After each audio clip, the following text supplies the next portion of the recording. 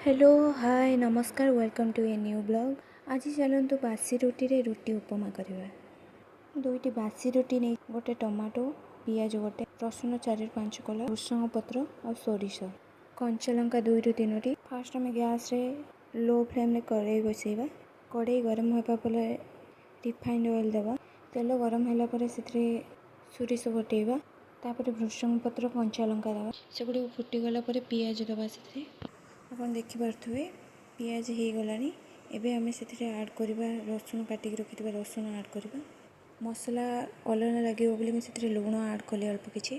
तापर काटिक रखि टमाटो से ऐड करेंगे।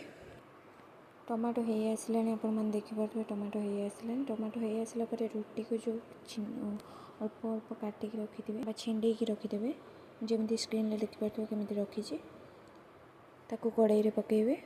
से आवश्यक अनुसार लुण देवे। तापर से अल्प किसी पानी छींचबे रुटीटा सिझापी। तापर 4-5 मिनट तक भल भाव भाजबे। एत भी भाजबे जमी लगिज अल्प भाजबे। भाजी सारा भाजी हो गला आप स्क्रीन देखिपे। तापर से टमाटो सॉस ऐड करेंगे ताको भल भाव गोलई नेबे। एबे गैस बंद करदे। बासी रुटी बहुत लोग फोपाड़ी दियंती। आपण एमिति करी खाइले भल लागिबो। इवनिंग बा ब्रेकफास्ट रे आपण या खाई परिवे। वीडियोटी जो भल लगी लाइक शेयर सब्सक्राइब कमेंट करने को जमा भी भूलिबेनी।